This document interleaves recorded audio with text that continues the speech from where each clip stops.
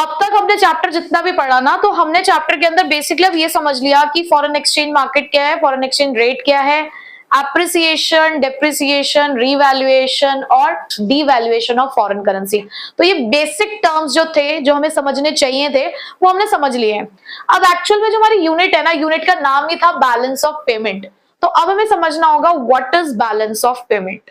देखो, जब आप एक बिजनेस करते हो तो उस बिजनेस को आप किस मोटिव के साथ स्टार्ट करते हो? टू अर्न सम प्रॉफिट, क्योंकि आपको प्रॉफिट कमाना है। तो जब उस बिजनेस के अंदर आप ये चाहते हो कि आपको प्रॉफिट मिले, तो वो प्रॉफिट कैलकुलेट कैसे करते हो? तो उस प्रॉफिट को कैलकुलेट करने के लिए हम लेते हैं अकाउंटिंग का सहारा। हम अकाउंटिंग करते हैं और उस अकाउंटिंग के अंदर हम प्रॉफिट एंड लॉस अकाउंट और एक बैलेंस शीट होती है वो बनाई जाती है। प्रॉफिट एंड लॉस अकाउंट में सारे एक्सपेंसेस और इनकम लिखे जाते हैं और बैलेंस शीट के अंदर एसेट्स और लाइबिलिटीज लिखी जाती हैं। ठीक है, तो बिजनेस के अंदर तो हमें ऐसे पता चल गया। क्या एक कंट्री इस तरीके के ट्रांजेक्शन नहीं करती क्या? कंट्री भी तो एक्सपोर्ट इंपोर्ट करती है, कंट्री भी तो बहुत सारी ऐसी ट्रांजेक्शन करती है जो अपनी खुद की कंट्री में भी होती है, यानी कि डोमेस्टिक कंट्री में भी, और यही ट्रांजेक्शन हम बाहर वाली कंट्रीज के साथ भी तो करते हैं। तो उनसे भी तो कुछ प्रॉफिट और लॉस होता होगा। तो हम जानना चाहते हैं ना कि हमारी कंट्री को उन ट्रांजेक्शन को करने की वजह से प्रॉफिट हुआ या लॉस। तो ये जानने के लिए एक कंट्री भी क्या बनाती है? Balance of payment. और अभी मैंने आपको बताया कि जब एक बिजनेस को ये जानना था ना कि हम प्रॉफिट पे चल रहे हैं लॉस पे, तो उसने अकाउंटिंग का सहारा लिया था। इसका मतलब जब एक कंट्री को भी ये जानना होगा ना कि हम प्रॉफिट पे हैं या लॉस पे हैं, तो वो भी अकाउंटिंग का सहारा लेगी। इसीलिए बैलेंस ऑफ पेमेंट को क्या कहा जाता है? N accounting statement. ये एक अकाउंटिंग स्टेटमेंट है क्योंकि अकाउंटिंग ही आपको ये बताने में मदद करेगी कि आप अपना जो भी ट्रांजैक्शन कर रहे हो वो प्रॉफिट पे है या फिर लॉस पे। तो इसीलिए BOP is an accounting statement. किस चीज की अकाउंटिंग स्टेटमेंट है? Of some systematic records. अब बिना रिकॉर्ड के आप ये पता लगा सकते हो क्या? अगर आपने अपने बिजनेस के रिकॉर्ड मेंटेन नहीं करे, आपने ये नहीं मेंटेन किया कि कितना पैसा आ रहा है, कितना पैसा जा रहा है, कहाँ कहाँ पैसा लगाया जा रहा है, कहाँ से पैसा आ रहा है, सोर्सेस क्या है और उनका यूज कहाँ हो रहा है, अगर ये आपको पता ही नहीं है तो ये बता पाओगे प्रॉफिट पे और लॉस पे हो? नहीं ना, आपको रिकॉर्ड बनाना पड़ेगा पहले। तो इसीलिए अकाउंटिंग स्टेटमेंट किस चीज की है? ये ऑफ सिस्टमैटिक रिकॉर्ड। किस चीज का रिकॉर्ड है? Of all the economic transaction. अभी इकोनॉमिक ट्रांजेक्शन क्या होती है? चारों होती है, अभी मैं डिटेल में बताऊंगी। तो सिस्टमैटिक रिकॉर्ड बनाना है of all the economic transaction. अभी ट्रांजेक्शन किसके बीच में हो रही है? Between the resident of a country. Resident of a country मतलब जो उस कंट्री में रह रहे हैं। किसी भी कंट्री में रहने के लिए आपको दो कंडीशन सेटिस्फाई करनी पड़ती है। एक तो आपको उस कंट्री में रहते हुए पिछले साल 182 डेज और मोर पूरे हो गए हो, जैसे कि अभी चल रहा है 24-25 वाला सेशन। ठीक है, तो आपको 2023-24 में अगर आप इंडिया के अंदर 182 डेज और मोर रिसाइड किए तो आप उस कंट्री के रेजिडेंट कहलाओगे। ठीक है, प्रीवियस ईयर के लिए देखते हैं। और आपका इकोनॉमिक इंटरेस्ट भी उसी कंट्री में है। इकोनॉमिक इंटरेस्ट मतलब कि आप अपनी जो एक्टिविटीज है like production, consumption, capital formation, ये बेसिक एक्टिविटीज भी अगर आपने वहीं पे रहकर करना शुरू कर दिया है तो आप उस कंट्री के क्या कहलाओगे? रेजिडेंट। ठीक है, तो ये ट्रांजेक्शन हो रही है बिटवीन द रेजिडेंट और the rest of the world, यानी कि फॉरेन कंट्रीज। बात समझ आ गई? और कब होना चाहिए? In a given period of time. और वो पीरियड ऑफ टाइम क्या है? 1 साल, 1 ईयर। हमेशा 1 ईयर बनी के हमारा फाइनेंशियल ईयर। अब क्योंकि यहां पर आपने ना एक चीज लिख दी है पीरियड ऑफ टाइम, तो जब भी कोई चीज पीरियड ऑफ टाइम कैलकुलेट होती है ना तो उसे फ्लो कॉन्सेप्ट कहते हैं, ये आप ध्यान रखेंगे। ठीक है, अब एक बार और सुन लीजिए। बैलेंस ऑफ पेमेंट क्या है? एक अकाउंटिंग स्टेटमेंट है। किस चीज की? उन सभी सिस्टमैटिक रिकॉर्ड्स की। किस चीज के रिकॉर्ड की? Of all the economic transaction, जो किसके बीच में हो रही है? Between the resident of country and the rest of the world. But कब तक के लिए? For a given period of time. और वो पीरियड ऑफ टाइम कितना है? 1 ईयर। बात समझ आ गई? अब मैंने यहाँ पे बात करी इकोनॉमिक ट्रांजेक्शन की, तो ये इकोनॉमिक ट्रांजेक्शन 4 तरीके की आपको देखने को मिलेगी। यानी कि बाहर वालों के साथ जब आप डील करते हो ना तो 4 तरीके से आप लोग डील कर रहे हो। सबसे पहला तो होता है विजिबल ट्रेड। विजिबल, देख सकते हो, छू सकते हो, यानी कि फिजिकल गुड्स। कि ये जो हम इंपोर्ट एक्सपोर्ट करते हैं ना सामान का आना भी आएगा इसमें और सामान का जाना भी, बट फिजिकल गुड्स की बात हो रही है तो उसे बोलते हैं हम विजिबल ट्रेड। दूसरा इनविजिबल ट्रेड, यानी कि जिसको आप देख छू नहीं सकते, और वो क्या होती हैं? सर्विसेज, जैसे कि बैंकिंग की सर्विसेज यूज कर रहे हो, शिपिंग सर्विसेज यूज कर रहे हो, उनका भी इंपोर्ट एक्सपोर्ट दोनों हो सकता है। थर्ड आपने थोड़ा सा रेयर सुना होगा, यूनिलेटरल ट्रांसफर। यूनि का मतलब होता है वन, यानी कि ऐसी ट्रांजैक्शंस जो वन साइडेड होती है, जिसके लिए आपने किसी भी तरीके की कोई प्रोडक्टिव एक्टिविटी नहीं करी है, जैसे कि कोई गिफ्ट मिल जाना, रेमिटेंसेस आ जाना, या फिर गवर्नमेंट ग्रांट्स होती हैं, जैसे एक दूसरे को इन टर्म्स ऑफ मनी हम लोग हेल्प कर देते हैं, डोनेशन आ जाना। तो ये क्या होता है? यूनिलेटरल ट्रांसफर, वन साइडेड है, सिर्फ आ रहा है पैसा, बदले में हम कोई भी एक्टिविटी उनके लिए परफॉर्म नहीं कर रहे हैं। और इनका एक और नाम भी होता है अनरिक्वेटेड ट्रांसफर्स। ये आपको याद होना चाहिए कि इनका दूसरा नाम क्या है? Unrequited transfers. उसके बाद फोर्थ एक्टिविटी है कैपिटल ट्रांसफर। यहां तक तो आप गुड्स और सर्विसेज में डील कर रहे हो, और यहाँ एक ऐसा काम है जिसके लिए आपने बदले में कोई प्रोडक्टिव एक्टिविटी नहीं करी। बट कभी कभी आप एसेट्स और लायबिलिटीज में भी डील करते हो, जैसे कि किसी दूसरी कंट्री से लोन ले लेना, कैपिटल रिसीट है। आप कैपिटल एक्सपेंडिचर कहते हो, जैसे किसी के लोन की पेमेंट कर देना, या अपना कोई एसेट खरीद लेना, तो वो कैपिटल पेमेंट का पार्ट है। यानी कि ऐसे ट्रांसफर जिससे एसेट्स और लायबिलिटीज के कॉम्पोजिशन में चेंज आए, वो कैपिटल ट्रांसफर्स है। ठीक है, तो ये चार तरीके की इकोनॉमिक ट्रांजैक्शन आपको देखने को मिलेंगी। यहां तक क्लियर है? ठीक। अब हमारा बीओपी का स्ट्रक्चर क्या होता है, बीओपी कैसे वर्क करता है? जितने भी कॉमर्स के बच्चे हैं वो तो ये जानते हैं कि हमारी जो अकाउंटिंग है वो एक सिस्टम फॉलो करती है, which is double entry system. Double entry system का सिंपल सा एक मतलब होता है कि अगर आप किसी दुकान पे एक सामान खरीदने के लिए गए, सपोज आप किसी बर्गर की दुकान पे गए 30 रुपए का बर्गर खरीदने के लिए, ठीक है, आप अपनी जेब में 30 रुपए लेकर गए।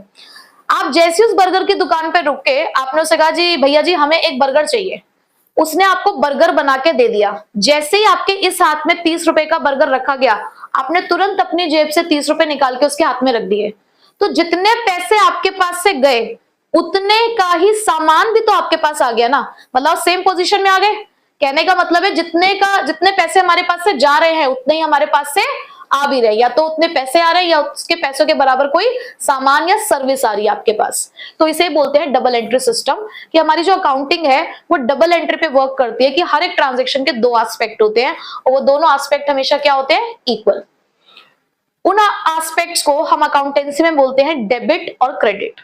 ठीक है, तो अकाउंटिंग के लिए कॉमर्स वाले बच्चों को तो डेबिट क्रेडिट पता है, तो आप लोग जो ह्यूमैनिटीज वाले बच्चे हैं वो कैसे डेबिट क्रेडिट को याद करेंगे?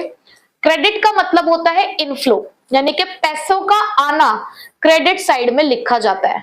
जब जब आपके पास पैसा आएगा, या जब जब फॉरेन एक्सचेंज के सोर्सेज आपके पास आएंगे, यानी कि जिससे सप्लाई होती है फॉरेन एक्सचेंज की, वो क्रेडिट साइड में लिखोगे। एक दो एग्जांपल दे सकते हो कि कब आएगी फॉरेन करेंसी आपके पास? बताया मैंने। जब हमने अपने एसेट बेचा, investment foreign reserves, gifts, import अगर आप कहीं से करते हो तो पैसा दोगे या लोगे? एक्सपोर्ट्स। याद है मैंने सोर्सेज ऑफ फॉरेन एक्सचेंज और डिमांड फॉर फॉरेन एक्सचेंज पढ़ाया है। फॉरेन टूर्स हो गए, ठीक है, कोई हमारे यहाँ पे आके इन्वेस्टमेंट कर रहा है, स्पेकुलेशंस हो रही हैं उसकी वजह से, ठीक है। तो इनफ्लोज का जो सबसे बड़ा एग्जांपल है, आप एक्सपोर्ट याद कर लो, आपको अपने आप दिमाग में फिट हो जाएगा एक्सपोर्ट, ठीक है। डेबिट साइड में आते हैं सारे आउटफ्लो या यूजेस, क्या फॉरेन करेंसी का यूज कहाँ कर रहे हो, या आपके पास से फॉरेन करेंसी कब जा रही है, यानी कि जब आप डिमांड करते होगे, जैसे कि इंपोर्ट्स, कहीं बाहर की कंट्री में जाके घूम के आना, बाहर की कंट्री में इन्वेस्टमेंट कर देना, ठीक है। तो डेबिट साइड में पेमेंट लिखी जा रही है बेसिकली, और क्रेडिट साइड में रिसीट्स। आप ऐसे भी याद कर सकते हो कि क्रेडिट साइड कौन सी वाली साइड है? रिसीट साइड है, और डेबिट साइड कौन सी है? पेमेंट साइड है, ठीक है। अब हमेशा ये डबल एंट्री ये कहता है कि ये हमारी जो डेबिट क्रेडिट होती है कैसे होती है? Always balanced. जितने के आपके सोर्सेज या इनफ्लोज होंगे, उतने के आपके आउटफ्लोज और यूसेज होंगे, ठीक है। बट अगर कभी हमें बीओपी के अंदर ये बैलेंस ना दिखे तो क्या हो सकता है? वैसे तो हम कहते हैं ऑलवेज बैलेंस्ड होना चाहिए, डेबिट क्रेडिट हमेशा इक्वल आएंगे, बट कई बार ट्रांजैक्शन ऐसी आपको देखने को मिलेंगी कि बीओपी 3 नेचर शो करेगा। अगर ये बैलेंस्ड है कि जितने रिसीट्स हैं उतनी ही पेमेंट्स है, यानी कि डेबिट क्रेडिट बराबर है, तो कोई दिक्कत नहीं है, उसे बैलेंस्ड बीओपी कह दोगे। बट अगर कभी आपको दिख रहा है कि रिसीट्स ज्यादा है, पेमेंट्स कम है, यानी कि क्रेडिट ज्यादा है, डेबिट कम है, तो ऐसे बीओपी को क्या कहा जाता है? सरप्लस। बट कभी अगर पेमेंट ज्यादा हो गई, रिसीट्स कम हो गई, तो डेफिसिट, डेफिसिट का मतलब क्या होता है? कमी, यानी कि डेबिट ज्यादा और क्रेडिट कम। तो जब ये दोनों सिचुएशन आएगी ना तो उसको हम करेक्ट करेंगे। वैसे हमें कौन सी सिचुएशन चाहिए? ये, बट अगर कभी ये दोनों सिचुएशन आएगी तो इसको करेक्ट किया जाएगा। ठीक है, यहां तक बेसिक क्लियर हो गया। आगे का जो हमारा टॉपिक है आज वो है स्ट्रक्चर और कंपोनेंट्स ऑफ बीओपी, यानी कि जब आप बैलेंस ऑफ पेमेंट बनाते हो ना तो उसके अंदर क्या क्या चीजें आती है वो आज हमें पता चलेगा। तो स्ट्रक्चर की अगर मैं बात करूं बीओपी के, तो हमारे पास दो साइड्स होती है, क्रेडिट और डेबिट। ठीक है, जो क्रेडिट साइड है वो इनफ्लो ऑफ फॉरेन एक्सचेंज को रिप्रेजेंट करेगा, यानी कि वो सारे सोर्सेस को रिप्रेजेंट करेगा जिससे आपके पास पैसा आएगा। किस फॉर्म में? लेकिन फॉरेन करेंसी की फॉर्म में। वहीं पे जो डेबिट साइड है वो रिप्रेजेंट करेगा आउटफ्लो ऑफ फॉरेन एक्सचेंज, यानी कि यहां पर आप ऐसे ट्रांजैक्शंस देखोगे, ऐसे इवेंट्स देखोगे जिसकी वजह से फॉरेन एक्सचेंज का आउटफ्लो होता है। और एक है हमारे पास यहाँ पे net credit. Net credit basically net effect है कि हमारे इनफ्लो माइनस आउटफ्लो से क्या रिजल्ट निकला। ठीक है, अब ये जो आपका बीओपी है ये दो पार्ट्स में डिवाइडेड है। हमारे पास टू पार्ट्स है, इसके दो मेन अकाउंट बनाए जाते हैं इसके अंदर। एक का नाम है करंट अकाउंट, तो दूसरे का नाम है कैपिटल अकाउंट। जो करंट अकाउंट होता है वो क्या रिकॉर्ड करता है? करंट अकाउंट बेसिकली बनाया जाता है उन ट्रांजैक्शंस को लेकर जो हम प्रॉफिट मोटिव के लिए करते हैं, या फिर कुछ ऐसी ट्रांजैक्शंस जो हम इनफ्लो और आउटफ्लो को रिप्रेजेंट कर रही है बट उसका हमारे एसेट्स और लायबिलिटीज पे कोई फर्क नहीं पड़ रहा। दोबारा सुन लो, करंट अकाउंट के अंदर जितनी भी ट्रांजैक्शंस होती हैं, जितना भी इनफ्लो और आउटफ्लो हो रहा है वो किन पर्पसेस के लिए हो रहा है? वो उन पर्पसेस के लिए हो रहा है जिससे हमारे एसेट्स और लायबिलिटीज पर कोई फर्क नहीं पड़ रहा। यानी कि ना तो हमारे एसेट्स इंक्रीज हो रहे ना डिक्रीज हो रहे, ना हमारी लायबिलिटी इंक्रीज हो रही ना डिक्रीज हो रही। तो कौन सी ट्रांजैक्शंस होंगी फिर? मतलब ऐसी कौन सी ट्रांजैक्शंस हो सकती हैं जो प्रॉफिट मोटिव के लिए हैं और एसेट्स और लायबिलिटीज को अफेक्ट नहीं कर रही है? तो देखो, सबसे पहले मर्केंडाइज, ये जिसे हम कहते हैं विजिबल ट्रेड, यानी कि अगर आप करते हो import and export of goods तो वो हमारे करंट अकाउंट का पार्ट है। उसके अलावा इनविजिबल ट्रेड, यानी कि export and import of services, अगर आप इंपोर्ट और एक्सपोर्ट करते हो सर्विसेज का तो वो भी इसी के अंदर आता है। थर्ड है हमारे पास ट्रांसफर पेमेंट्स या ट्रांसफर रिसीट्स, जिसको याद है मैंने आपको बताया था यूनिलेटरल ट्रांसफर। जब मैंने आपको 4 इकोनॉमिक ट्रांजैक्शंस पढ़ाई थी तो 4 इकोनॉमिक ट्रांजैक्शंस यही थी, visible trade, invisible trade, unilateral transfer और कैपिटल ट्रांसफर्स। याद है? तो जो स्टार्टिंग के 3 थी ना basically, visible trade export and import of goods, invisible trade export and import of services, और यूनिलेटरल ट्रांसफर्स जहां पर आपके पास पैसा आ भी सकता है और आपके पास से पैसा जा भी सकता है। ये तीनों ही करंट अकाउंट का पार्ट होते हैं। यहां तक क्लियर? देखो जरा, so current account records all the inflows and outflows of foreign exchange arising from the foreign trade। क्यों आ रहा है आपके पास पैसा या क्यों आपके पास से पैसा जा रहा है? क्योंकि आप फॉरेन ट्रेड कर रहे हो, और फॉरेन ट्रेड क्या रिप्रेजेंट करता है? Export and import. Transfer and the factor incomes, अब ट्रांसफर्स का मतलब क्या होता है? जहां पर चाहे इनफ्लो हो रहा है चाहे आउटफ्लो हो रहा है वो वन साइडेड है। अगर किसी ने हमें गिफ्ट दिया तो बदले में हम कोई प्रोडक्टिव एक्टिविटी नहीं कर रहे। एट द सेम टाइम अगर हमने किसी को गिफ्ट दिया है तो उन्होंने भी हमारे लिए कोई प्रोडक्टिव एक्टिविटी नहीं करी है। ये वन साइडेड ट्रांसफर होती हैं, चाहे रिसीव हो रही हो चाहे हम इन्हें पे कर रहे हो। ठीक है, उसके अलावा फैक्टर इनकम, फैक्टर इनकम का मतलब है 4 फैक्टर्स ऑफ प्रोडक्शन होते हैं, लैंड, लेबर, कैपिटल, एंटरप्रेन्योर। तो अगर इनमें से किसी की वजह से आपके पास से कैपिटल, आपके पास फॉरेन एक्सचेंज का इनफ्लो और आउटफ्लो हो रहा है तो वो भी आप यहीं पे काउंट करते हो। और इनमें से किसी का भी कोई इफेक्ट नहीं होता फॉरेन एक्सचेंज एसेट्स और लायबिलिटीज पे। ठीक है, और ये सारी ट्रांजैक्शन आप किसके साथ करते हो? With the rest of the world. Definition clear? अब देखो, फर्स्ट आता है हमारे पास विजिबल ट्रेड, जिसमें आप लिख रहे हो एक्सपोर्ट ऑफ गुड्स। किस साइड में? क्रेडिट साइड में, क्योंकि जब आप सामान बेचोगे तो पैसा आएगा। वहीं पे आपने लिखा import of goods debit side में। क्यों? क्योंकि जब आप सामान खरीदोगे तो आपके पास से आउटफ्लो होगा। इनविजिबल ट्रेड, अगर एक्सपोर्ट ऑफ गुड्स इनफ्लो को रिप्रेजेंट करता है तो एक्सपोर्ट ऑफ सर्विसेज भी इनफ्लो को रिप्रेजेंट करता है ना, और वहीं पे इंपोर्ट ऑफ सर्विसेज आउटफ्लो को। फैक्टर इनकम फ्रॉम अब्रॉड, यानी कि आपने अपने factors of production foreign country को प्रोवाइड करे जिसकी वजह से आपको रेंट, वेजेस, इंटरेस्ट या प्रॉफिट रिसीव हो रहा है, ठीक है। इसी तरीके से फैक्टर पेमेंट टू अब्रॉड, अब हम उनके फैक्टर्स ऑफ प्रोडक्शन का इस्तेमाल कर रहे हैं तो हमें पेमेंट करनी पड़ रही है, तो आउटफ्लो हो रहा है। ट्रांसफर रिसीट्स, यानी कि भाई आपने कुछ पैसे रिसीव करे हैं अब्रॉड से, चाहे आप एक गवर्नमेंट, ऑफिशियल गवर्नमेंट हो, प्राइवेट ट्रांसफर हो सकती है जैसे कि गिफ्ट्स या ग्रांट्स, यानी कि ऑफिशियल अनऑफिशियल दोनों तरीके के ट्रांसफर्स यहाँ पे हो सकती हैं। इसी तरीके से ट्रांसफर पेमेंट टू अब्रॉड, आपने ट्रांसफर पेमेंट भेजी है किसी फॉरेन कंट्री के अंदर। अब जब आप यहां पर सारी रिसीट्स का टोटल करेंगे, कैसे, 1 + 2, विजिबल ट्रेड, इनविजिबल ट्रेड, दोनों का सम करके आपको क्या मिलेगा, करंट रिसीट्स। इसी तरीके से जब आप यहाँ पे फर्स्ट यानी कि वही विजिबल ट्रेड का आउटफ्लो और इनविजिबल ट्रेड का आउटफ्लो जब प्लस करेंगे यानी कि करंट पेमेंट्स 1 + 2, तो आपको टोटल मिलेगा करंट पेमेंट्स। यहां तक क्लियर हो गया। अब इसके नेट इफेक्ट्स क्या होते हैं। जब आप सिर्फ विजिबल ट्रेड का नेट इफेक्ट निकालते हो, यानी कि सिर्फ export and import of goods को अगर आप निकालते हो तो उसे बोलते हैं बैलेंस ऑफ ट्रेड, और इसे इंपॉर्टेंट मार्क कर लेना। ये एक इंपॉर्टेंट कॉन्सेप्ट है और इसी के ऊपर आपसे एमसीक्यू रीजन असर्शन ये बन के आ सकता है कि बैलेंस ऑफ ट्रेड क्या होता है। भाई बैलेंस ऑफ पेमेंट के अंदर तो बहुत कुछ है, अगर कोई डिफरेंस पूछे what is the difference between balance of payment and balance of trade, तो balance of trade is a part of BOP, BOT is a part of BOP. देखने का इसके अंदर आ रहा है, ये एक महज छोटा सा हिस्सा है उसका, ये जहां पे बैलेंस ऑफ ट्रेड सिर्फ क्या है, the difference between export and import of goods only, services नहीं। समझ आ रही है बात। अच्छा, उसके बाद जब आप इनविजिबल ट्रेड का डिफरेंस निकालते हो, कैसे निकालोगे, export of services minus import of services. फिर आपने नेट इफेक्ट निकाला, factor income from abroad minus factor income to abroad, उसे आप क्या कहते हो, net factor income from abroad, NFIA, ठीक है। फिर उसके बाद transfer receipts minus transfer payment क्या कहलाती है, नेट ट्रांसफर रिसीट्स। यहां तक जब हम कर लेते हैं तो हमें अपने करंट अकाउंट को बैलेंस करना होता है।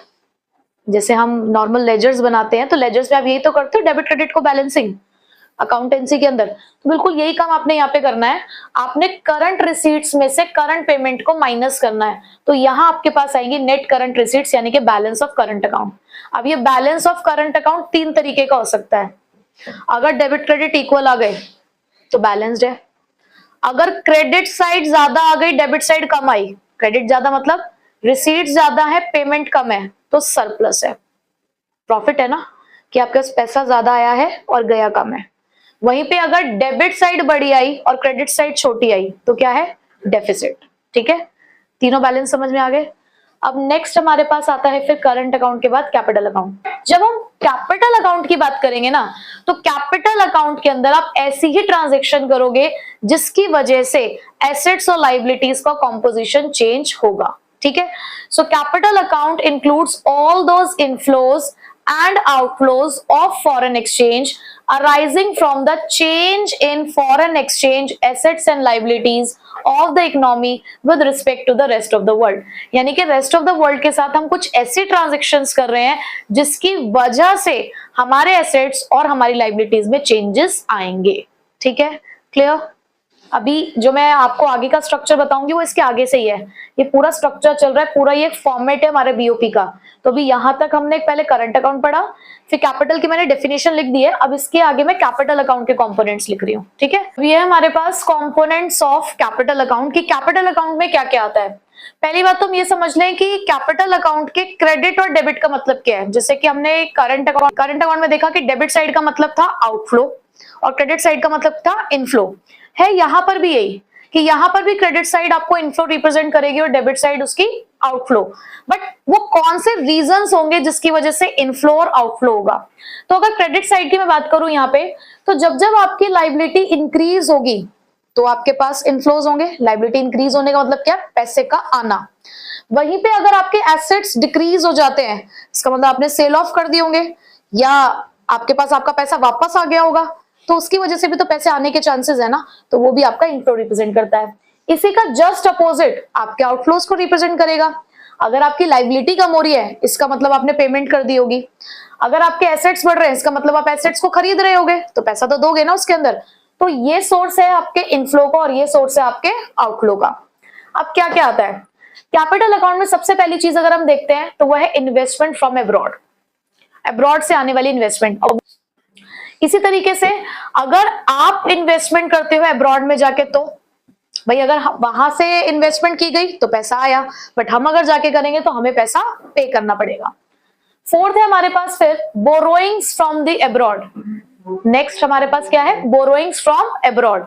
अगर हमने बाहर से पैसा उधार लिया तो उसकी वजह से कौन सा एस्पेक्ट निकल कर आएगा, इंक्रीज इन फॉरेन लाइबिलिटी, आपकी लाइबिलिटी इंक्रीज हो गई। या फिर loan recoveries from the abroad, आपने फॉरेन कंट्री में लोन दे रखा था, अब वहां से वो लोन वापस आ गया आपके पास, तो वो भी किस चीज को रिप्रेजेंट करता है, डिक्रीज इन फॉरेन एसेट्स। तो देखो यहाँ लाइबिलिटी चेंज हुई, यहाँ पर एसेट चेंज हुई, दोनों में से कोई भी एक अगर इफेक्ट आता है तो भी आप उसे कैपिटल अकाउंट में लिखोगे, ठीक है। ये चाहे प्राइवेट या गवर्नमेंट किसी की तरफ से भी हो सकता है। इसी तरीके से लोन गिवन अब्रॉड, अगर हमने किसी फॉरेन कंट्री को लोन दिया हो तो हमारा एसेट होता है, तो इंक्रीज इन फॉरेन एसेट है। वहीं पे repayment of foreign loans, foreign loans की रीपेमेंट कर दी हमने। अच्छा, उसके बाद नेक्स्ट आता है decrease in foreign exchange reserves, foreign exchange reserves कम हो गए। हर कंट्री को अपना एक रिजर्व मेंटेन करना होता है, फॉरेन एक्सचेंज रिजर्व, ठीक है। आपने अगर आरबीआई के फंक्शंस पढ़े हो, सेंट्रल बैंक के फंक्शन, तो उसमें था कस्टोडियन ऑफ कैश रिजर्व्स। ये क्या करता है, जितने भी हमारे कैश रिजर्व्स होता है उसे मेंटेन करता है, जो फॉरेन एक्सचेंज रिजर्व होता है सेंट्रल बैंक उसे मेंटेन करता है। तो अगर सेंट्रल बैंक ने अपने फॉरेन एक्सचेंज रिजर्व को रिलीज किया मतलब कि उन्होंने वहां से पैसा निकाल के हमें दिया है। आप अपने कंट्री के पॉइंट ऑफ व्यू से सोच रहे हो, जो फॉरेन एक्सचेंज रिजर्व है वो किसके पास रखा हुआ है, हमारे कंट्री के सेंट्रल बैंक के पास, ठीक है। तो अगर कंट्री के सेंट्रल बैंक में से रिजर्व्स की कमी हुई, मतलब वो रिजर्व डिक्रीज हुआ, तो उससे हमारे पास आ रहा है ना वो रिजर्व एज अ कंट्री, तो हमारे पास तो इन्फ्लो ही हुआ ना, समझ आ गई बात। इसी तरीके से अगर वो फॉरेन एक्सचेंज रिजर्व इंक्रीज हो रहा है, वो सेंट्रल बैंक का इंक्रीज हो रहा है, क्यों हो रहा है, क्योंकि अब हमारे पास से वहां पर पेमेंट जा रही है, हम उसके अंदर कॉन्ट्रीब्यूशन कर रहे हैं, हम अपने फॉरेन एक्सचेंज रिजर्व के अंदर कॉन्ट्रीब्यूशन कर रहे हैं सेंट्रल बैंक के। सेंट्रल बैंक कॉन्ट्रीब्यूशन कर रहे हैं, दोनों के पॉइंट ऑफ व्यू से पढ़ रहे हैं। हम गवर्नमेंट है, मतलब हम कंट्री है, सेंट्रल बैंक हमारे यहाँ पर काम करने वाला एक फाइनेंशियल सिस्टम है, वो हमें कई बार लोन देता है और कई बार हम अपना पैसा वहां जाके जमा करते हैं। अब यहाँ पर क्या हुआ होगा, वैसे फॉरेन एक्सचेंज रिजर्व के कम होने के बढ़ने के रीजन क्या होते हैं, कि हमने ये पढ़ा कि जो बीओपी है, बीओपी डबल एंट्री सिस्टम पे वर्क करता है, जहां पर डेबिट क्रेडिट इक्वल आने चाहिए। बट करंट अकाउंट एक ऐसा अकाउंट है जहां पर डेबिट क्रेडिट के इक्वल आने के चांसेस बहुत कम होते हैं, क्योंकि ऐसा जरूरी नहीं है कि जितने एक्सपोर्ट कर रहे हो उतने ही इंपोर्ट्स करो। तो उसको बैलेंस करने के लिए हम अपने फॉरेन एक्सचेंज रिजर्व का इस्तेमाल करते हैं। तो अगर कभी आपका जो भी मतलब करंट अकाउंट है उसका बैलेंस सरप्लस में आता है, डेफिसिट में आता है, तो आपको पैसों की जरूरत पड़ सकती है ना। भैया देखो, अगर सरप्लस में आया तो इसका मतलब एक्स्ट्रा पैसा है, वो एक्स्ट्रा पैसा आप रिजर्व में जमा कर दोगे, तो आपके पास से क्या हो जाएगा, आउटफ्लो हो गया ना। आपके पास आपका करंट अकाउंट सरप्लस में था, एक्स्ट्रा पैसा है, आपने वो पैसा यहां से निकाल के सेंट्रल बैंक को दे दिया कि आप अपने पास रख लो, तो आपके फॉरेन एक्सचेंज रिजर्व्स तो बढ़ गए, लेकिन आपकी कंट्री में फॉरेन एक्सचेंज का क्या हुआ, आउटफ्लो हुआ ना। बेसिकली इकोनॉमी की साइड से देखो, अपनी कंट्री की साइड से देखो, ठीक है।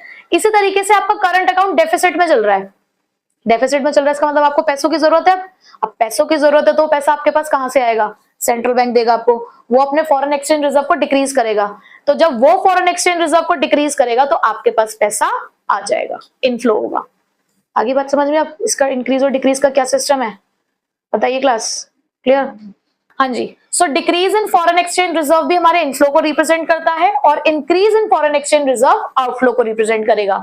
अब जब आप यहाँ पे सारी रिसीट्स का टोटल कर दोगे तो आपको क्या मिलेगी, कैपिटल रिसीट्स। यहाँ पे सारे पेमेंट्स का टोटल कर दोगे तो आपको मिलेगी कैपिटल पेमेंट। अब बारी आती है नेट इफेक्ट की। अब नेट इफेक्ट कैसे निकलेगा, investment from abroad minus two abroad, तो उसका नेट इफेक्ट क्या है, नेट इन्वेस्टमेंट फ्रॉम अब्रॉड। देखो ये पॉजिटिव भी हो सकता है, नेगेटिव भी हो सकता है। उसके बाद ऐसे ही borrowings from abroad, borrowings to abroad, या लोन रिकवरीज फ्रॉम अब्रॉड और रीपेमेंट ऑफ फॉरेन लोन्स, तो इसको आप सिर्फ शॉर्ट में ये लिख दोगे net borrowings from abroad, net effect है ये। ऐसे ही decrease minus increase in foreign exchange reserve, तो ये क्या लिखा जाएगा, net decrease in foreign exchange reserves, ठीक है। इसका जब पूरा आप नेट इफेक्ट का टोटल करेंगे तो आपको मिलेगी नेट कैपिटल रिसीट्स, और यही रिप्रेजेंट करेगा the balance of capital account. ठीक है, और जैसे ये बैलेंस निकलेगा उसके बाद ही हमें पता चल जाएगा कि क्या हमारा बीओपी बैलेंस्ड है या नहीं। ठीक है, तो ये हमारा पूरा स्ट्रक्चर था बैलेंस ऑफ पेमेंट का। अब मैं वन बाय वन थोड़ा सा और डिटेल में आपको कैपिटल और करंट अकाउंट बता रही हूँ। तो बैलेंस ऑफ ट्रेड अभी हमने पीछे पढ़ा कि क्या होता है, जब एक्सपोर्ट ऑफ गुड्स में से इंपोर्ट ऑफ गुड्स को आप माइनस कर देते हो। Balance of trade is the difference between the export and import of goods only, और इसे ही ट्रेड बैलेंस कहते हैं। ठीक है, and it is a part of current account. ये तीन बातें आपको बैलेंस ऑफ ट्रेड के बारे में पता होनी चाहिए। अब इस बैलेंस ऑफ ट्रेड का जो बैलेंस है वो तीन तरीके का हो सकता है। या तो आपके इंपोर्ट एक्सपोर्ट बराबर हो तो बैलेंस्ड बीओटी बोलोगे, बट अगर आपके एक्सपोर्ट्स ज्यादा हैं और इंपोर्ट्स कम है, एक्स एक्सपोर्ट को रिप्रेजेंट करता है और एम इंपोर्ट्स को। ठीक है, ये बात हमें पता होनी चाहिए। तो ये सरप्लस बीओटी को रिप्रेजेंट करेगा कि आपके पास इनफ्लो ज्यादा हुआ, आउटफ्लो कम। वहीं पे जो डेफिसिट बीओटी है वो आउटफ्लो को रिप्रेजेंट करता है। कैसे? क्योंकि आपके एक्सपोर्ट्स कम रह गए हैं और इंपोर्ट्स ज्यादा है। ठीक है, ये तो था सिंपल सा कॉन्सेप्ट। नेक्स्ट, अगर बैलेंस ऑफ करंट अकाउंट की बात करें तो वो कैसे कैलकुलेट होता है? जब आप नेट करंट रिसीट्स में से नेट करंट पेमेंट्स माइनस करते हो। और नेट करंट रिसीट्स में हमने क्या क्या काउंट किया था? Export of goods, export of services, factor income from abroad और ट्रांसफर रिसीट्स। ठीक, इसी तरीके से नेट करंट पेमेंट्स में हमने क्या क्या लिया? Import of goods, import of services, factor income to abroad और ट्रांसफर पेमेंट्स। ठीक है, अब इसका भी बैलेंस तीन तरीके का आता है। अगर आपकी रिसीट्स आपके पेमेंट के बराबर आ गई तो बैलेंस है, कोई दिक्कत नहीं है। बट अगर आपकी रिसीट्स आपके करंट पेमेंट से ज्यादा है तो वो करंट अकाउंट सरप्लस को रिप्रेजेंट करता है। तो इसका कुछ तो इसका सिग्निफिकेंस होगा ना। अगर कभी करंट अकाउंट सरप्लस आता है तो वो ये सिग्निफाई करता है कि आपका नेशन लेंडर है to the rest of the world. Lender मतलब वो पैसा बांट रहा है, कल को उसे पैसा मिलेगा, यानी कि एक फेवरेबल पोजीशन में है। बट वहीं पर अगर करंट अकाउंट डेफिसिट रिप्रेजेंट होते हैं, यानी कि आपकी रिसीट्स कम पड़ गई हैं लेकिन पेमेंट ज्यादा है, तो इसका मतलब आप ज्यादा से ज्यादा पैसा बोरो कर रहे हो। आपका नेशन अपने बोरोइंग पोजीशन को रिप्रेजेंट कर रहा है, और जो हमारी कंट्री के लिए एक अनफेवरेबल सिचुएशन है। तो यहीं पर हमें पता चल जाता है कि यहीं पे हमें एक अलार्मिंग सिचुएशन पता चल जाती है कि हमें क्या करने की जरूरत है। अगर हम सरप्लस में है तो हमें क्या करना है, अगर हम डेफिसिट में है तो हमें क्या करना है। ठीक है, अब नेक्स्ट है हमारे पास बैलेंस ऑफ कैपिटल अकाउंट। तो अगर आपको निकालना है बैलेंस ऑफ कैपिटल अकाउंट तो वो कैसे निकलेगा? कैपिटल रिसीट्स में से कैपिटल पेमेंट्स हमें माइनस करनी है, जो हमने वहां पे अभी बीओपी के स्ट्रक्चर में देखी। अब फिर से ये भी बैलेंस तीन तरीके का आपको देखने को मिल सकता है। या तो ये बैलेंस्ड होगा, अगर दोनों इक्वल आ जाते हैं तो। सरप्लस यानी कि पॉजिटिव बैलेंस आपको देखने को मिलेगा कैपिटल अकाउंट में अगर रिसीट्स ज्यादा है पेमेंट से। वहीं पे डेफिसिट में देखने को मिलेगा यानी कि नेगेटिव बैलेंस अगर रिसीट्स कम है पेमेंट से। देखो, कैपिटल करंट अकाउंट की रिसीट्स का ज्यादा होना हमारे लिए एक अच्छी चीज को इंडिकेट करता है, फेवरेबल पोजीशन को इंडिकेट करता है, क्योंकि वहां पर एक्सपोर्ट्स की वजह से आ रहा है अगर आपका पॉजिटिव बैलेंस, या ट्रांसफर रिसीट्स की वजह से आ रहा है, फैक्टर इनकम फ्रॉम अब्रॉड की वजह से आ रहा है, तो ये सारी चीजें अच्छी हैं। बट यहाँ पे जो आपके पास रिसीट्स आ रही है ना, वो पता है किस चीज को रिप्रेजेंट करती है? कि या तो आपकी लाइबिलिटी बढ़ी है या आपके एसेट्स घटे हैं। तो क्या ये आपके लिए सही चीज है? नाम में तो सरप्लस है, लेकिन कैपिटल अकाउंट का सरप्लस हमारे लिए अनफेवरेबल होता है। जहां पे करंट अकाउंट का सरप्लस हमारे लिए एक फेवरेबल पोजीशन को शो करता है कि हम lender to the rest of the world है। बट वहीं पे एक कैपिटल अकाउंट का जो आपका सरप्लस है वो ये रिप्रेजेंट करता है कि कहीं ना कहीं आपके एसेट्स फॉल हो रहे हैं। क्यों? क्योंकि यहां पर आपकी रिसीट्स ज्यादा है। रिसीट्स ज्यादा क्यों है? हो सकता है आपने ज्यादा से ज्यादा लोन ले रखा हो बाहर से, या फिर आप ज्यादा से ज्यादा अपने एसेट्स बेचते जा रहे हो, फॉरेन एक्सचेंज एसेट्स आपके कम होते चले जा रहे हैं। तो क्या ये सही है? नहीं ना। तो ये आपके लिए अनफेवरेबल पोजीशन को रिप्रेजेंट करता है, जो क्लियरली ये दिखाएगा कि that there is a fall in asset. ठीक है, उसी तरीके से जो नेगेटिव बैलेंस है, डेफिसिट है, वो ये रिप्रेजेंट कर रहा है कि रिसीट्स कम है लेकिन पेमेंट ज्यादा है। अब पेमेंट ज्यादा है का मतलब हो सकता है आपने ज्यादा से ज्यादा लोन दे रखा हो फॉरेन कंट्री में। जब हम फॉरेन कंट्री को लोन देते हैं तो हमारे एसेट इंक्रीज होते हैं ना, और वहीं पे अगर हम अपने लोन की रीपेमेंट कर दें तो हमारी लाइबिलिटी डिक्रीज हो रही है। तो यहाँ पे पेमेंट्स हमारे लिए फेवरेबल पोजीशन को रिप्रेजेंट करती है। इसका सीधा सा मतलब है कि आपके एसेट्स बढ़ रहे हैं। अगर आप दूसरी कंट्री को लोन दे रहे हो तो आपके एसेट तो इंक्रीज हो रहे हैं। तो यहाँ पर डेफिसिट तो फेवरेबल है बट सरप्लस हमारे लिए अनफेवरेबल है। तो ये बात आपको ध्यान रखनी है कि ये नहीं कि सरप्लस देखते आपको लगे कि नहीं ये तो फेवरेबल कंडीशन है, यहाँ पे अपोजिट चलता है। ठीक है, कोई दिक्कत नहीं। हमने बहुत बार यहाँ पर देखा कि कुछ रिजर्व्स की बात हो रही थी, फॉरेन एक्सचेंज रिजर्व की। तो क्या होता है जरा उसको थोड़ा सा डिटेल में समझ लेते हैं। ऑफिशियल रिजर्व ट्रांजैक्शंस क्या होती हैं। जब मैंने अभी आपको स्ट्रक्चर पढ़ाया तो उसमें एक पॉइंट आया था ना, decrease in foreign exchange reserve, increase in foreign exchange reserve, कि डिक्रीज इनफ्लो को रिप्रेजेंट कर रहा है और इंक्रीज आउटफ्लो को। और मैंने आपको वहीं पे बताया था कि वो सेंट्रल बैंक की तरफ से आप सोचो। तो देखो यही बात आई यहाँ पर, it refers to the transactions by the central bank that cause the changes in the official reserve of the foreign exchange. कि सेंट्रल बैंक के पास ना फॉरेन एक्सचेंज रिजर्व मेंटेन्ड होता है। तो जब भी कोई ऐसी ट्रांजैक्शंस होती हैं जिसकी वजह से उस रिजर्व में चेंजेस आते हैं तो उन्हें हम कहते हैं ऑफिशियल रिजर्व ट्रांजैक्शंस। ठीक है, यहां पर अगर आपके रिजर्व में से विड्रॉल हो रहे हैं तो विड्रॉल का मतलब है आपका रिजर्व कम होगा। क्यों कम होगा? क्योंकि कहीं ना कहीं आपको डेफिसिट्स पूरे करने पड़ रहे हैं, आपका बीओपी बैलेंस नहीं हो रहा होगा, उसको बैलेंस करने की वजह से आपको डेफिसिट आए हैं और डेफिसिट की वजह से आपको विड्रॉल करना पड़ा। वहीं पे अगर आपको सरप्लस बीओपी दिखता है, ओवरऑल जो बीओपी है आपका, देखो मैं सिर्फ कैपिटल या करंट की बात नहीं कर रही हूं, मैं कह रही हूं आपको ओवरऑल जो बीओपी है अगर वो सरप्लस में आता है तो इसका मतलब आपके फॉरेन एक्सचेंज रिजर्व्स बढ़ेंगे। और इन ट्रांजैक्शंस को हम अकोमोडेटिंग आइटम्स कहते हैं। अकोमोडेटिंग आइटम्स का मतलब होता है, अकोमोडेशन का मतलब क्या होता है, कहीं पे एडजस्ट करना ना, कि हमारा बीओपी बैलेंस नहीं हो रहा था तो उसे बैलेंस करने के लिए हमें कुछ ट्रांजैक्शंस करनी पड़ी, हमें एडजस्टमेंट करनी पड़ी, तो इसीलिए इनका नाम है अकोमोडेटिंग आइटम्स ऑफ बीओपी। क्यों? क्योंकि ये हमारे बीओपी को किस पोजीशन में लेकर आ रही है? बैलेंस पोजीशन में। ठीक है, तो अब हमें इसके अंदर लास्ट 3 डिफरेंसेस पढ़ने हैं और तीनों डिफरेंसेस जो हैं वो इंपॉर्टेंट है। पूरे चैप्टर के अंदर सिर्फ यही 3 डिफरेंसेस हैं जो आपको पढ़ने होंगे और कहीं ना कहीं ये डिफरेंसेस आपके पूरे चैप्टर को रिवाइज भी कराएंगे। तो पहला डिफरेंस जो हमें पढ़ना है जो सबसे ज्यादा इंपॉर्टेंट है वो है ऑटोनॉमस और अकोमोडेटिंग ट्रांजैक्शन। ऑटोनॉमस का मतलब होता है फ्रीडम, फ्री, और अकोमोडेटिंग का मतलब होता है एडजस्टमेंट। बस इसी वर्ड से आपको इसका मीनिंग समझ में आ जाएगा। ऑटोनॉमस ट्रांजैक्शंस हमारे बैलेंस ऑफ पेमेंट की वो ट्रांजैक्शंस हैं जिसको करने के पीछे हमारे इकोनॉमिक मोटिव है। इकोनॉमिक मोटिव मतलब कि हम अपनी कंट्री के डेवलपमेंट के लिए काम करना चाहते हैं, उसकी इकोनॉमी को ग्रो करने के लिए काम करना चाहते हैं। जैसे कि प्रॉफिट को मैक्सिमाइज करके हम अपनी कंट्री में एक्सपोर्ट्स कर रहे हैं। हम एक्सपोर्ट्स क्यों कर रहे हैं? क्योंकि हमें फॉरेन करेंसी अर्न करनी है और वो भी प्रॉफिट पे अर्न करनी है। ठीक है, उसके अलावा आप किसी फॉरेन कंट्री के अंदर इन्वेस्टमेंट कर रहे हो, वहां पर अपना पैसा लगा रहे हो, क्यों लगा रहे हो? कहीं ना कहीं आपका मोटिव क्या है? पैसे कमाना ना। तो ये सारी ट्रांजैक्शंस ही ऑटोनॉमस ट्रांजैक्शन कहलाती हैं। ये वॉलेंटरली होती हैं और इंडिपेंडेंट होती है। इंडिपेंडेंट मतलब इनका किसी और ट्रांजैक्शन से कोई लेना देना नहीं है। बट वहीं पे अकोमोडेटिंग ट्रांजैक्शंस क्या है? अकोमोडेटिंग ट्रांजैक्शन एडजस्टमेंट के लिए की जाती है और इन्हें बोला जाता है शॉर्ट टर्म कैपिटल ट्रांजैक्शन। और जब मैंने बात बोली ना कैपिटल ट्रांजैक्शन की, तो कैपिटल ट्रांजैक्शन से मतलब है कि जब भी आप इन ट्रांजैक्शन को करोगे तो आपके फॉरेन एसेट्स और फॉरेन लायबिलिटीज में चेंजेस आएंगे। ठीक है, which are meant to correct the disequilibrium in the autonomous items of BOP।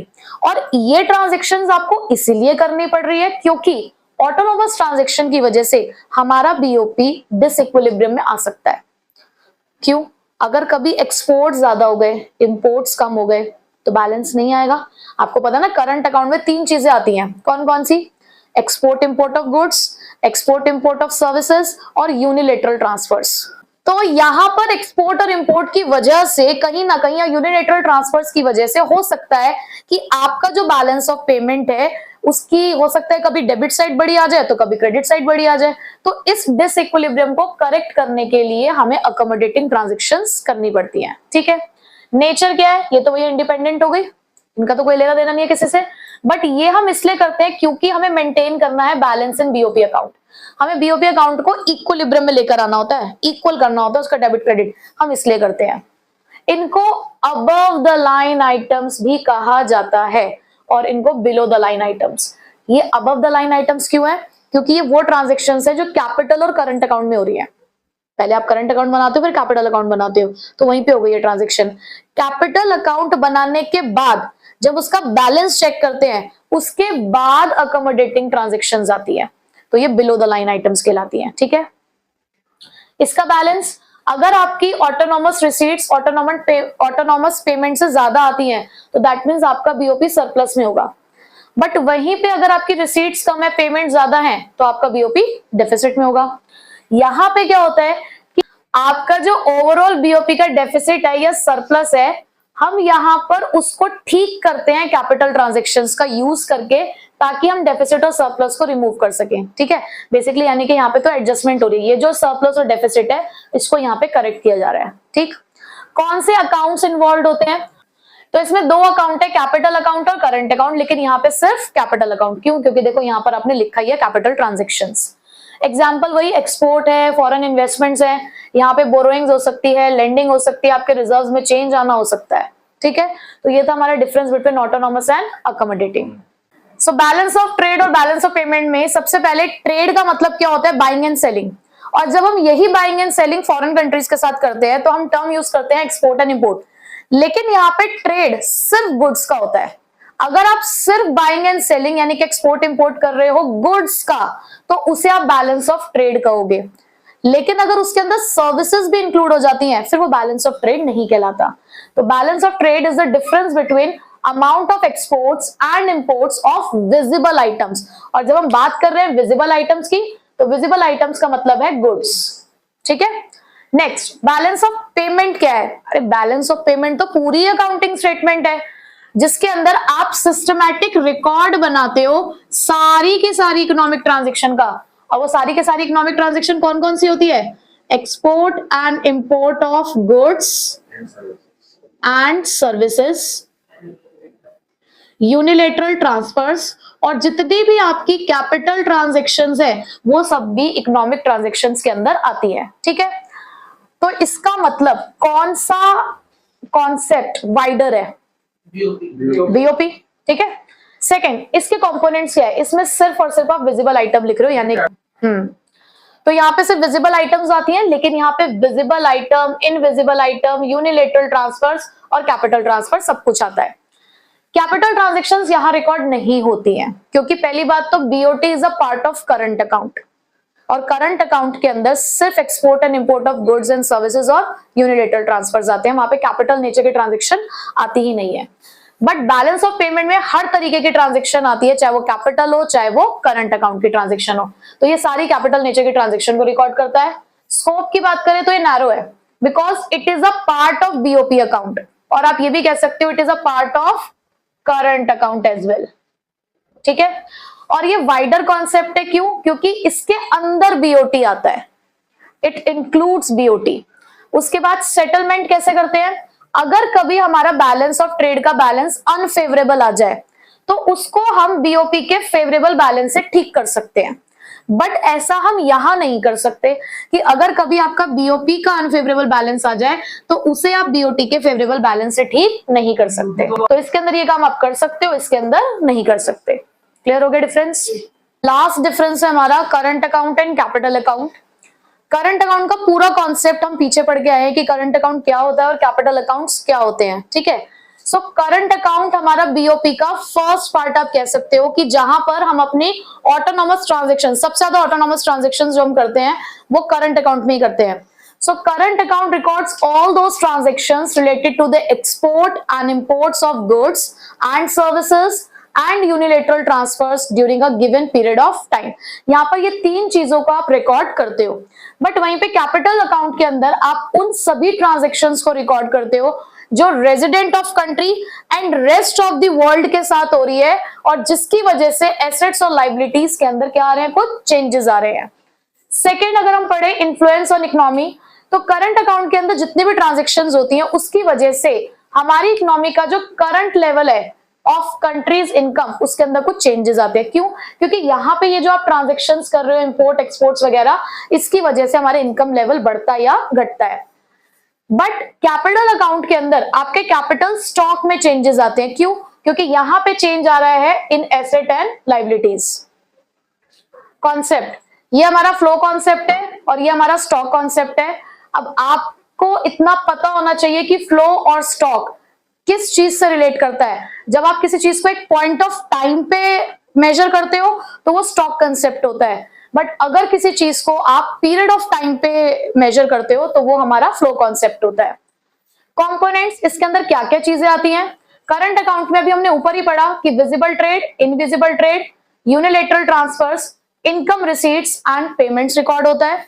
But capital account के अंदर बोरोइंग्स एंड लेंडिंग्स, क्योंकि यहां पर आप एसेट और लाइबिलिटीज के अंदर चेंज लेकर आ रहे हो, इन्वेस्टमेंट्स आती हैं, चाहे आपने इन्वेस्टमेंट करी हो चाहे वहां से इन्वेस्टमेंट हुई हो, या फिर जितने भी हमारे फॉरेन एक्सचेंज रिजर्व्स हैं उसके अंदर भी चेंजेस आ सकते हैं। ठीक है, तो इसी के साथ हमारा बैलेंस ऑफ पेमेंट यानी कि यूनिट 5 कंप्लीट हुई और आज हमारे इकोनॉमिक्स का सिलेबस भी होता है खत्म। ठीक है।